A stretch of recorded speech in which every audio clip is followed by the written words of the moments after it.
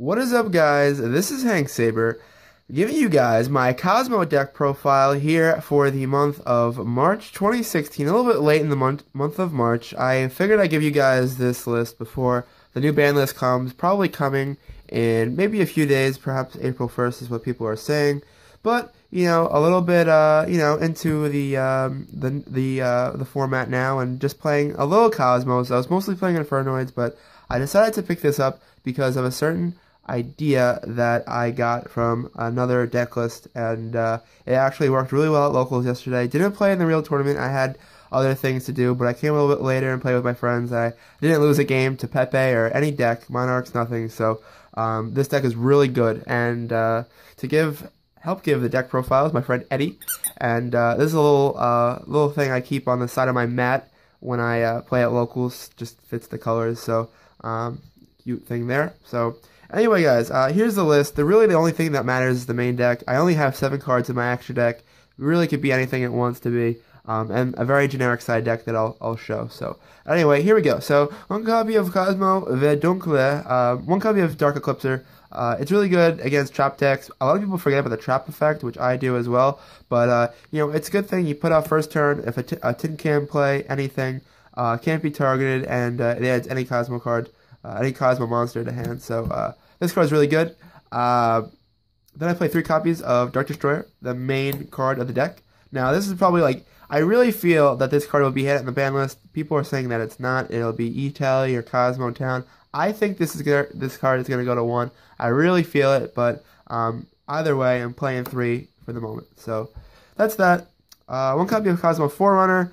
I really don't like the gold rarities, but people play it. I like the rares still better. It just reminds me of old times when I played Kozmo dolls and things like that. But I play 1 copy of the old boss monster of the deck. I play 1 copy of Dogfighter. Dogfighter is really good in the mirror match. It's also really good against decks that have a hard time pushing over big monsters, things like Magispector. Really good card. 2 copies of Slip Rider. Helps make some infinity plays. Really not too important in the deck, but Slip Rider is okay. I really feel like 3 is a little cloggy. I play 2 because you can recycle Kozmo Town, and of course with Call the Haunted, getting pops off Call the Haunted. So yeah, I play 2 of that. Would consider 3. I play 2 copies of Wicked Witch. I think this card's really good in the deck, especially with the trap lineup I play. I play 2 of that. I play also 2 copies of Kozmo Farm Girl. It's weird to be only playing 2 of this. This is the first time I played the deck in like 3 months. So, although I always played it at 3 up until this point, but 2 is the best number right now. And 1 Strawman for the level 2. Strawman's a good late game, but it also is good early game when you go like any pilot into Dark Destroyer, and then you go Strawman to bring back the Dark Destroyer. End phase, Dark Destroyer is destroyed. Then you summon Tin Can. Tin Can's effect, and you get a ship and 2 pilots. So Strawman is really good on the deck. Then I play 3 copies of Kozmo Blechbücher, which is Kozmo Tin Can. And Tin Can is the best card in the deck. I always thought it was gonna be the best card in the deck. Like when it was announced, like people were like, "Oh, card's not gonna be that great." This card is a Noble Knight Boris, which Noble Knight Boris is the best card in the Noble Knight archetype, and this obviously did wonders for the deck. So I'm not really sure if this is gonna get hit. I think it's gonna be E-Tally, but this might see a semi-limit. That's it for the Kozmo monsters. I play 2 copies of Effect Veiler for hand traps. Just a lot of times when you draw new hands of Kozmo Town, you draw into this, and it's really good against things like Monarchs, stopping their ideas, so their ideas. So it's really good. So that's it for the monster lineup. I think it's a solid monster lineup. And for the spells, I play 3 copies of Kozmo Town. Best field spell in the game, always will be. 3 copies of E-Tally. This card will most definitely go to 1 or something like that, maybe even a ban. 3 copies of Upstart Goblin. This is for consistency. 1 Raigeki and 1 Dark Hole and 1 Allure of Darkness. This card's really good still. It's still like a pot of greed. People don't realize it. A lot of people don't play it. I haven't really seen it in lists. I think it should be played just because it's like a free draw. So with Kozmo Town being a thing, getting back your banished card to your hand. So for the trap lineup, this is like the most interesting part of the deck.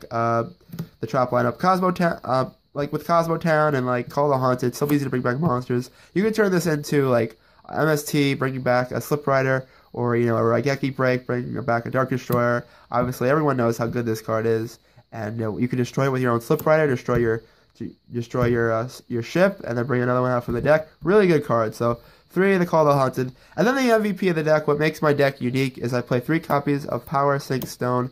I saw this in a regionals report on the Card Guys channel, and one guy was playing this, and I thought it was a really good idea. Guy came in first, and I haven't lost a game since I started playing this card.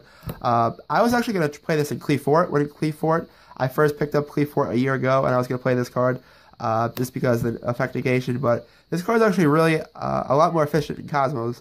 Basically, if you guys don't know what the card does, it reads each time a monster effect is activated, place 1 Spellstone counter on this card. Max is 2. While this card has 2 Spellstone counters, face-up monsters on the field cannot activate their effects, and their effects are negated. During each end phase, remove all Spellstone counters on this card. The reason why this card fits this deck so well is because after 2 effects are activated, all face-up monsters, not only are their effects negated, but they can't activate their effects, so they cannot pay cost. So stopping things like Netabis and Pepe can't play with this on the field. Powersink Stone, another great thing about it is that the Spellstone counters get removed at the end phase, making this card, Kozmo Tin Can, still a viable card at the end phase. So if this resolves first, then Kozmo Tin Can goes off, you still get your search. So Powersink Stone, very, very good card in this deck, being that you could just go, alright, standby phase, flip this, response, chain, effect of Farm Girl to special summon, I don't know, Dark Destroyer. Dark Destroyer effect to destroy itself. That's already 2 effects, and the rest of face-up monster effects are negated. So this card becomes a better skill drain after you activate 2 monster effects, which is really quite strong. And it also includes Effect Failure. So that's also a monster effect that you can activate in your opponent's turn and just make this a great, great card. So I play this over Solemn Strike. I couldn't afford strikes, so I didn't play the deck for a long time. But this card is just a great, great card. I really would pick it up. So that's that. I played 2 Cosmojo. It's searchable, and I felt like 3 was too cloggy. So, and plus I could only find 2 German. So 2 Cosmojo, and 1 Solemn Warning, and 1 Bottomless. So that's it for the trap lineup. I think the trap lineup is so good. Such a great trap lineup. Makes the deck really good. So there's that. I would really like to try a Stormtrooper build or something like that. So I would definitely pick it up. So yeah. For the side deck, really not as important, but I will show you what I play. So 2 Dako Sekka, really good against back row decks. 3 Cyber Dragon. I don't want to waste my normal summons, so I don't play core. But 3 Dragons really good. Combo this off with Slip Rider. Make your Affinities, and this is really good against Magic Specters because they have a hard time getting over it. Bait out their traps. Really good card. So there's that. 2 Maxi, good against Pendulums. Also good against Pendulums is Ghost Ogre. And the 3rd Effect Failure, also really good. 3 Gold Ghost Rare, MST. Love playing these cards again. Twin Twister, not good in this deck. Really not worth it.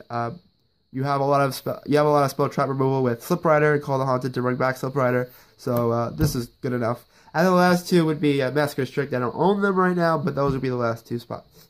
So that's the side deck. And then for the extra deck, I only have 7 cards. Really, you only need 7. 2 Chimera Techs for the mirror match. Focusaurus, Ladies, Nova, Infinity, and Gaia Dragon. Cyber Twin Dragon is an option. Cyber End Dragon, fine. I don't really see the need, but whatever. That's it. Really, you need to know about the deck. Deck's really good. I would really pick it up just to see how it goes. I would say Dueling Network, but Dueling Network is not a thing anymore as of right now when I'm making this video, so it is what it is. But anyway, guys, this is Hank Saber. Wishing you guys a happy Easter. Peace out.